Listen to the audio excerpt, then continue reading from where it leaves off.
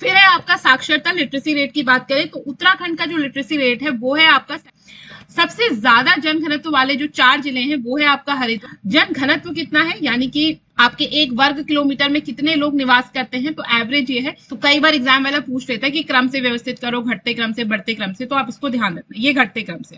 राज्य में सर्वाधिक दशकीय वृद्धि वाला जो राज्य है यानी जो डिकेड ग्रोथ रेट है उसका सबसे ज्यादा हाईएस्ट किसका है। हेलो दोस्तों, कैसे हैं आप सभी। मैं ज्योति आप सभी का स्वागत करती हूं और इस वीडियो में हम पढ़ने वाले हैं पॉपुलेशन के बारे में। तो इसमें हम पॉपुलेशन पढ़ेंगे मेनली उत्तराखंड की, क्योंकि ये टॉपिक आपका उत्तराखंड का है, उसमें उत्तराखंड लिखा है, उसके बाद पॉपुलेशन लिखा है। तो मेनली हम उत्तराखंड की पॉपुलेशन, उससे रिलेटेड जो आंकड़े हैं उनके बारे में जानेंगे। तो उत्तराखंड की जनगणना के बारे में हम देखते हैं। तो भारत की जो पहली जनगणना हुई थी वो हुई थी आपके 1872 ईस्वी में। लॉर्ड मेयो ने ये जनगणना करवाई थी और नियमित रूप से जो दशकीय जनगणना स्टार्ट हुई वो स्टार्ट हुई 1881 ईस्वी से, रिपन के काल से। ठीक है। उत्तराखंड राज्य की जो कुल जनसंख्या है वो है आपकी 100.18686 मिलियन। ठीक है। और पुरुष जनसंख्या कितनी है इसकी 51,37,773 और महिला जनसंख्या आपकी 49,48,519 और पुरुष जनसंख्या जो है उसका परसेंटेज कितना है 50.93। महिला जनसंख्या का परसेंटेज है आपका 49.07%।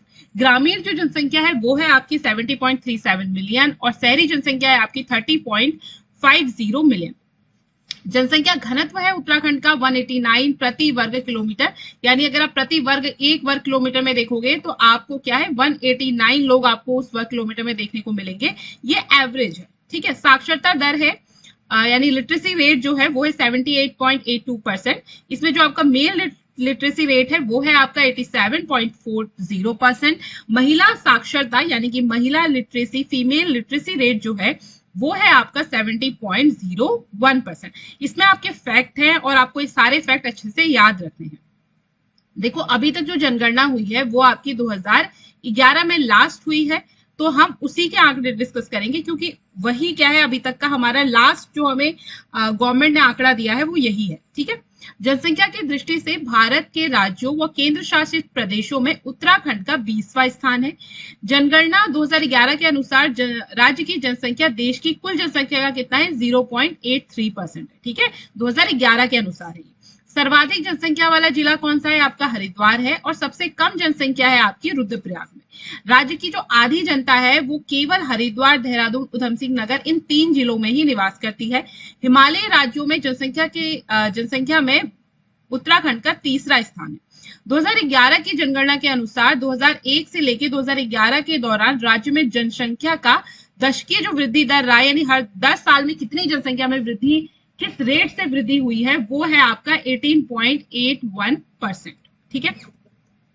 राज्य में सर्वाधिक दशकीय वृद्धि वाला जो राज्य है यानी जो डिकेड ग्रोथ रेट है उसका सबसे ज्यादा हाईएस्ट किसका है, वो रहा आपका 27.45% और ये रहा आपका 1971 से 1981 के दौरान सबसे ज्यादा दशकीय वृद्धि इस दौरान देखी गई थी। सर्वाधिक दशकीय वृद्धि वाला जिला कौन सा है आपका उधम सिंह नगर है और सबसे कम दशकीय वृद्धि वाला जिला कौन सा है आपका पौड़ी। ठीक है। दशकीय वृद्धि समझ गए ना, डिकेडल ग्रोथ जो होती है वो डिकेडल ग्रोथ रेट। 2001 से 2011 के दौरान सर्वाधिक दशकीय वृद्धि वाले अगर हम 5 जिलों की बात करें तो ये घटते क्रम में है। सबसे पहले नंबर पे कौन है, उधम सिंह नगर, दूसरे नंबर पे देहरादून, तीसरे नंबर पे हरिद्वार, चौथे नंबर पे नैनीताल, 5वें नंबर पे आपका कौन है, चंपावत है। ठीक है। तो सबसे ज्यादा दशकीय वृद्धि दर किसमें हुई, उधम सिंह नगर में, फिर उससे कम देहरादून, उससे कम हरिद्वार, उससे कम नैनीताल और उससे कम चंपावत, फिर बाकी आपके बाकी के जिले आएंगे। ठीक है। तो कई बार एग्जाम वाला पूछ लेता है कि क्रम से व्यवस्थित करो, घटते क्रम से, बढ़ते क्रम से, तो आप इसको ध्यान रखना, ये घटते क्रम से है।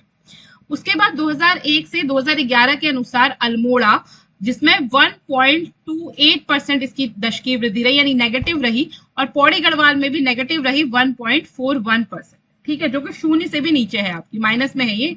2001 से 2011 के दौरान सबसे कम दशकीय वृद्धि वाली जो दरें हैं वो 5 जिले कौन कौन से हैं, तो 5 जिले आपके बढ़ते क्रम में है, ये पौड़ी गढ़वाल, फिर अल्मोड़ा, फिर आपका टिहरी, फिर बागेश्वर और फिर पिथौरागढ़। ठीक है।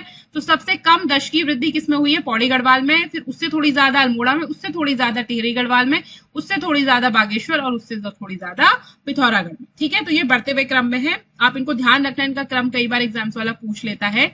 2001 से 2011 के दौरान जो ग्रामीण आबादी है उसमें दशकीय वृद्धि हुई 11.52% और जो शहरी यानी जो शहर में जो लोग रहते हैं उनमें दशकीय वृद्धि हुई आपकी 39.94%। ठीक है, जन घनत्व कितना है, यानी कि आपके एक वर्ग किलोमीटर में कितने लोग निवास करते हैं, तो एवरेज ये है। तो उत्तराखंड का जन घनत्व कितना है? 189 प्रति वर्ग किलोमीटर है। राष्ट्रीय स्तर पर जन घनत्व कितना है? 382 वर्ग किलोमीटर है। जन घनत्व के मामले में उत्तराखंड का कौन सा स्थान है? तो उत्तराखंड है आपके 25वें स्थान पर। सर्वाधिक जन घनत्व वाला जिला कौन सा है? आपका हरिद्वार 801। और सबसे कम जन घनत्व वाला जिला कौन सा है? आपका 41 प्रति वर्ग किलोमीटर होगा। ठीक है, एक वर्ग किलोमीटर में कितने लोग रहते हैं, ये आपका क्या कहलाता है? जन घनत्व कहलाता है। सबसे ज्यादा जन घनत्व वाले जो 4 जिले हैं वो है आपका हरिद्वार पहले नंबर पे, दूसरे नंबर पे उधम सिंह नगर, तीसरे नंबर पे देहरादून और चौथे नंबर पे आपका नैनीताल है। ठीक है, इनके आगे इनका जन घनत्व भी दिया गया है।